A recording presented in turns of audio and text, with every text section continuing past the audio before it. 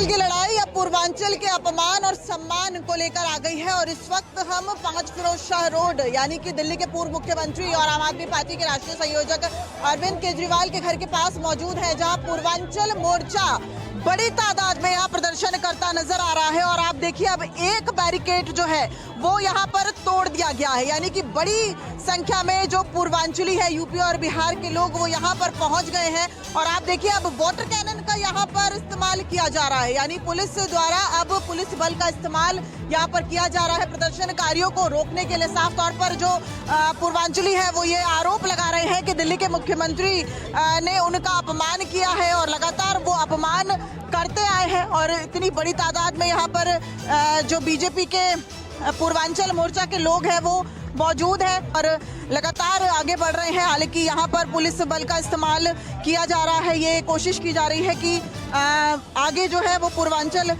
मोर्चा के जो लोग हैं या कार्यकर्ता है वो ना बढ़ पाए। कैमरामैन सुनील के साथ दिव्या अग्रवाल, दिल्ली न्यूज़ 24।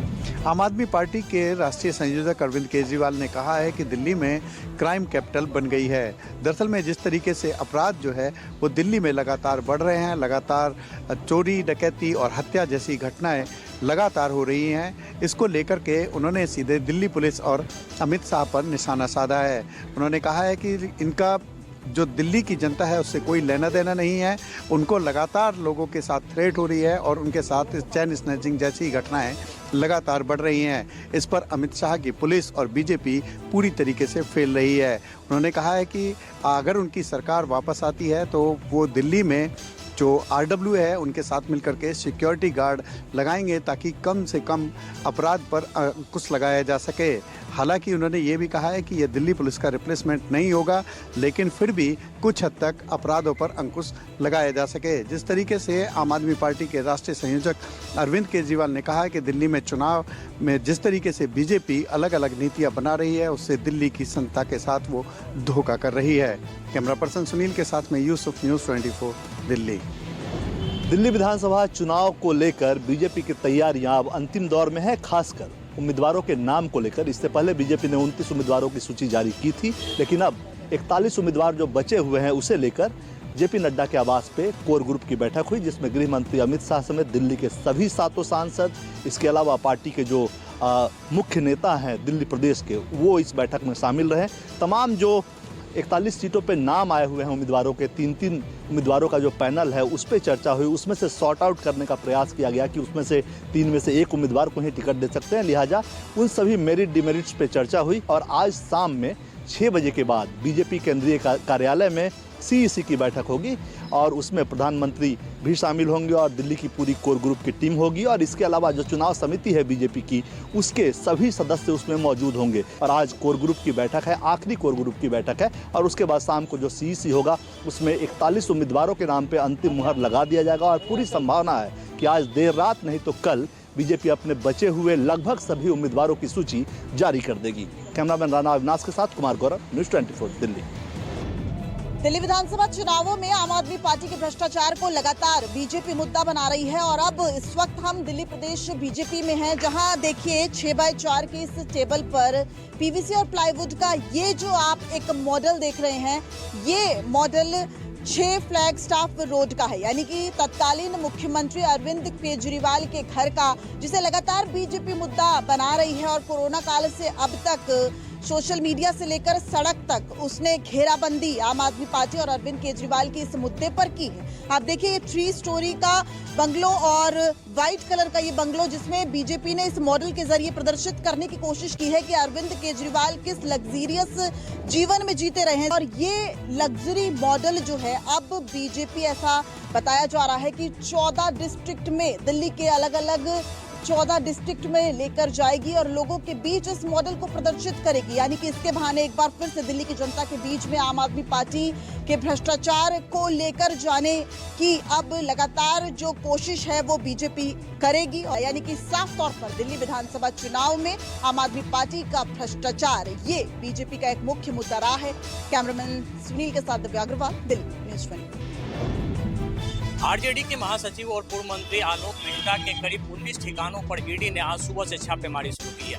ये छापेमारी उनके पटना स्थित सरकारी आवास, निजी आवास और उनके पैतृक आवास के अलावा मुजफ्फरपुर और हाजीपुर में एक कोल्ड स्टोरेज में चल रही है। इसके अलावा कलकत्ता में भी 2 ठिकानों पर छापेमारी चल रही है। बताया जा रहा है कि पूरा मामला जुड़ा हुआ है वैशाली कोऑपरेटिव बैंक में हुए घोटाले से लेकर, जिसमें आलोक मेहता और उनके परिवार वालों पर करीब 200 करोड़ रुपए से ज्यादा के गबन का मामला सामने आया था। इस मामले में 2023 में ही रिजर्व बैंक के आदेश के बाद इसमें FIR दर्ज की गई थी और इसमें आलोक मेहता और उनके परिवार के कई सदस्य इसमें आरोपित बनाए गए थे। आपको बता दें कि वैशाली कोऑपरेटिव बैंक, इसके चेयरमैन पहले कई सालों तक आलोक मेहता के पिता तुलसीदास मेहता हुआ करते थे। उसके बाद आलोक मेहता भी कई वर्षों तक इस बैंक के चेयरमैन रहे थे और आलोक मेहता के मंत्री बनने के बाद उनके भतीजे फिलहाल इस बैंक के चेयरमैन हैं। आलोक मेहता के बारे में भी बता दें कि ये तेजस्वी यादव के काफ़ी करीबी रहे हैं और हाल के दिनों में मंत्री पद से हटने के बावजूद लगातार ये सक्रिय रहे थे और उजियारपुर से ये नित्यानंद राय के अगेंस्ट RJD के उम्मीदवार भी रहे थे। कैमरामैन सनी के साथ अमिताभ ओझा, न्यूज़। लगातार विपक्ष का निशाना झेल रहे महाराष्ट्र के मंत्री धनंजय मुंडे को अजित पवार का साथ मिला है। अजित पवार ने कहा है कि धनंजय मुंडे ने उन्हें कहा है कि बीड़ के सरपंच संतोष देशमुख के हत्या में उनकी कोई भी भूमिका नहीं है। अजित पवार धनंजय मुंडे के समर्थन में उतर चुके हैं। बता दें कि महाराष्ट्र के बीड़ जिले में सरपंच संतोष देशमुख की हत्या का मामला गरमाया हुआ है। इस मामले में विपक्ष दल एनसीपी नेता और राज्य सरकार के मंत्री धनंजय मुंडे के इस्तीफे की मांग कर रहे हैं। पवन चक्की परियोजना से जुड़े एक ऊर्जा फर्म से कथित तौर पर जबरन वसूली के प्रयास का विरोध करने वाले संतोष देशमुख की 9 दिसंबर को अपहरण कर यातना के बाद हत्या कर दी गई थी। विपक्ष का आरोप है कि इस पूरे वारदात को धनंजय मुंडे के करीबी लोगों ने अंजाम दिया है और धनंजय मुंडे का समर्थन भी था।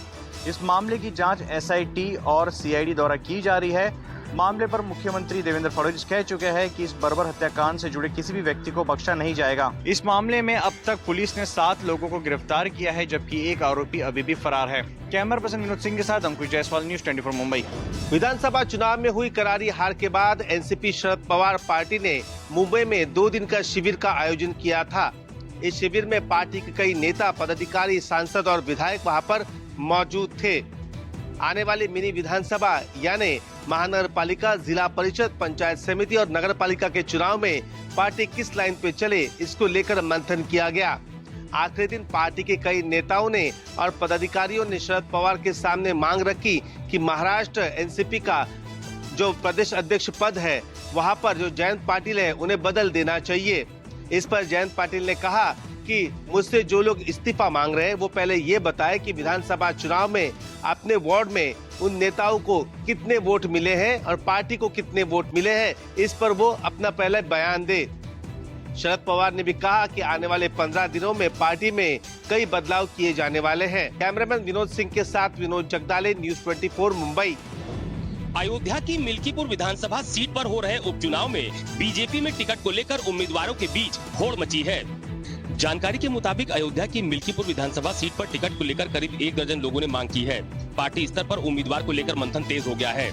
पार्टी से मिली जानकारी के मुताबिक टिकट की दौड़ में पूर्व विधायक बाबा गोरखनाथ का नाम सबसे आगे है। जानकारी के मुताबिक पार्टी यहां किसी गैर विवादित चेहरे को उतारना चाहती है।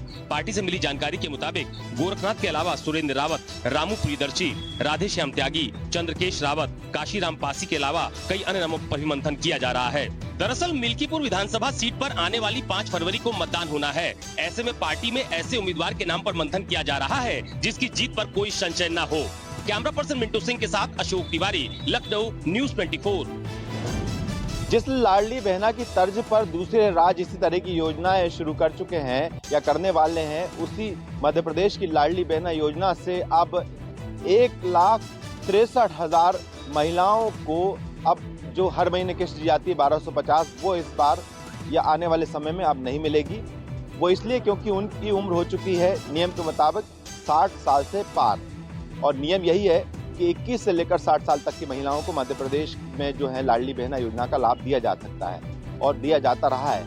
अब 19 किस्तें अब तक पहुंच चुकी हैं, लेकिन अब कांग्रेस ये सवाल खड़े कर रही है कि आखिरकार महिलाओं को जो वादा किया था 3,000 रुपये देने का, वो भी सरकार ने पूरा नहीं किया, और साथ ही जो महिलाओं को घटाया गया है 60 साल की उम्र में, उसके बाद नई महिलाओं का क्यों नहीं जोड़ा जा रहा है।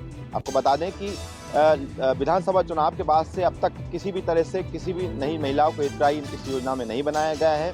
यही वजह है कि मध्य प्रदेश कांग्रेस के अध्यक्ष जीतू पटवारी भी यही सवाल खड़े कर रहे हैं और उनका ये कहना है कि सरकार शायद इस योजना को धीरे धीरे बंद करने की कोशिश कर रही है। कैमरा पर्सन कमलेश व्यास के साथ श्रीवास्तव, न्यूज़ 24 भोपाल। बांग्लादेश में लगातार हिंसा की गतिविधियां देखी जा रही है और हिंसा की गतिविधियों की वजह से भारत और बांग्लादेश सीमा पर हलचल बढ़ चुका है। लोग बांग्लादेश से पलायन करके भारत में घुसने की कोशिश कर रहे हैं। इसी के तहत मालदा जिले में यहाँ पे कई ऐसे इलाके हैं जो कि पहले से यहाँ पे फेंसिंग और कटीले तार यहाँ पे नहीं लगे थे। यही के रास्ते से लोग बांग्लादेश से आसानी से भारत में प्रवेश कर जाते थे।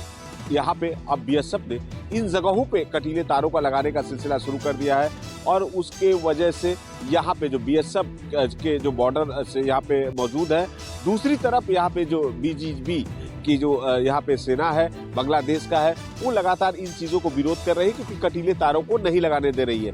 इनका कहना है कि जो इलाका है वो बांग्लादेश में पड़ता है। बीएसएफ ने भारत का जो मैप है उसे दिखाया है। दोनों तरफ के ग्रामीणों के बीच में हलचल मची हुई है और जो बांग्लादेश के ग्रामीण हैं वो बाकायदा बीएसएफ के कटीले तारों का विरोध कर रहे हैं। यहीं पे इन सब चर्चा को लेकर आज पेट्रापोल में एक अहम मीटिंग हुई है।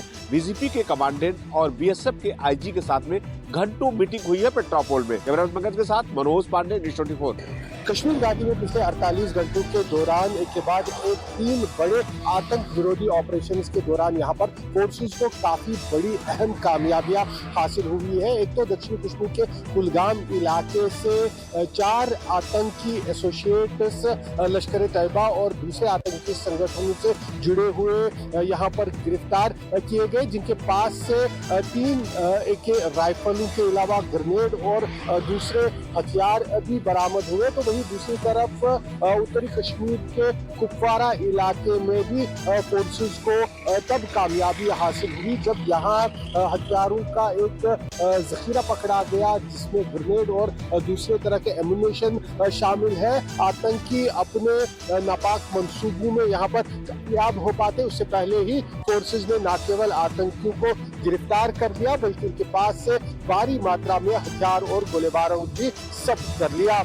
कैमरामैन के साथ आजम श्रीनगर। किसानों की राजनीति के लिए आज का दिन काफ़ी महत्वपूर्ण कहा जा सकता है, क्योंकि जिस तरह से चाहे वो शंभू बॉर्डर हो जहाँ खनौरी बॉर्डर पर किसानों का मोर्चा चल रहा है और इसी मोर्चे में आज खनौरी बॉर्डर पर संयुक्त किसान मोर्चा के नेताओं ने एकता की पहल करते हुए आज किसान नेता जगजीत सिंह डल्लेवाल के साथ लंबी चौड़ी बैठक भी की है। बेशक इस समय डल्लेवाल का जो अमरण अनशन है उसका 46वां दिन है, लेकिन एकता के फार्मूले के ऊपर जिस तरह से भेंट की गई है और यही कारण है कि अब पटियाला में भी 15 जनवरी को एक कोऑर्डिनेशन कमेटी की बैठक होगी जिसमें सारे किसान संगठन शामिल होंगे, चाहे वो संयुक्त किसान मोर्चा है जहां फिर संयुक्त किसान मोर्चा गैर राजनीतिक के नेता हैं। और इसी के चलते ही आने वाले समय में क्या रणनीति अपनाई जाएगी, किस तरह से मोर्चे को आगे बढ़ाया जाएगा, इसके ऊपर भी विचार चर्चा होगी। लेकिन अब देखने वाली बात होगी कि किसानों की एकता के मद्देनजर आने वाले समय में किसानों की क्या रणनीति रहने वाली है। विशाल इंग्लिश, न्यूज़ 24, चंडीगढ़।